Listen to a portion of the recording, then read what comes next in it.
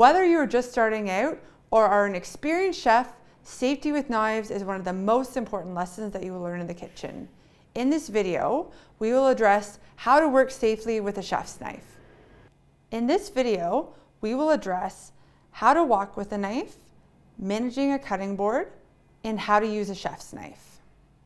Chef's knives come in a variety of sizes and weights, anything from 6 to 14 inches. It's important to choose a knife that's comfortable for you and your hand. For myself, I like something that's about this size, which is a Santoku style chef's knife. A chef's knife is a real chef's tool, so always make sure an adult is present when young chefs are using sharp tools to reinforce safety. Chef's knives are nothing to be afraid of, but they do have to be treated with respect.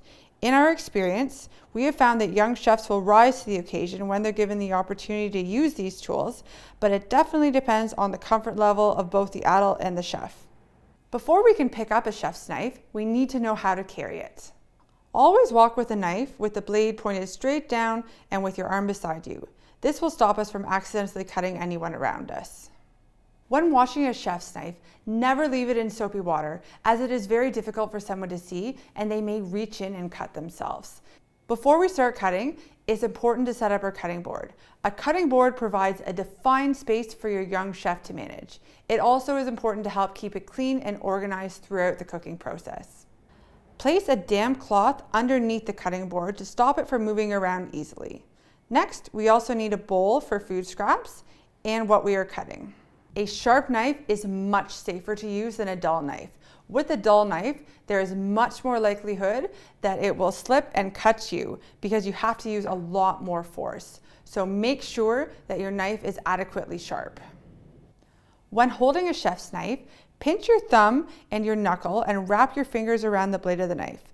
Place the tip of the knife on the board and then press down and forward in a smooth rocking motion.